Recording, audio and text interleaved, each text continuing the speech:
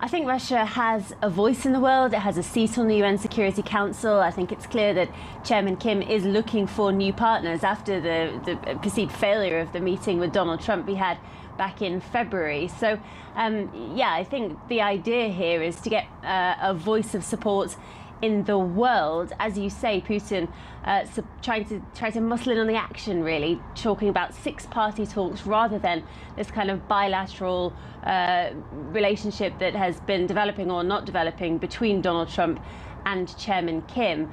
We heard from Putin's spokesperson yesterday saying that the six-party talks involving more of the nations in that region rather than just the US were the only efficient international mechanism to restart negotiations, but they did say that all other options should be on the table as well. So the truth is, though, that Russia doesn't have too much leverage here compared to, for example, China, which is North Korea's biggest trading partner, compared to the United States, which, as you say, is having a fairly devastating effect on North Korea's economy because of those sanctions.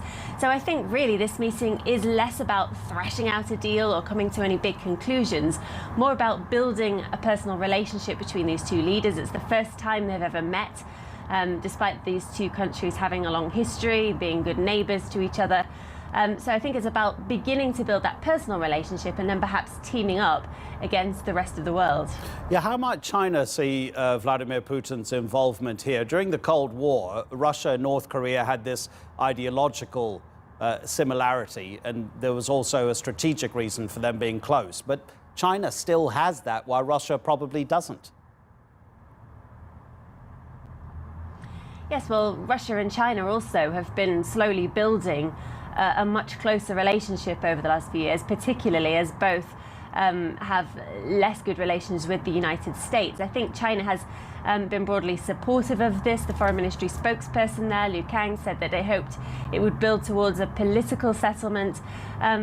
So broadly supportive. And in fact, Vladimir Putin is travelling to Beijing tomorrow to take part in an economic forum there. So very likely that he'll be talking to President Xi, updating him on whatever's been said. And it does feel as though there could be a bit of a team approach building here.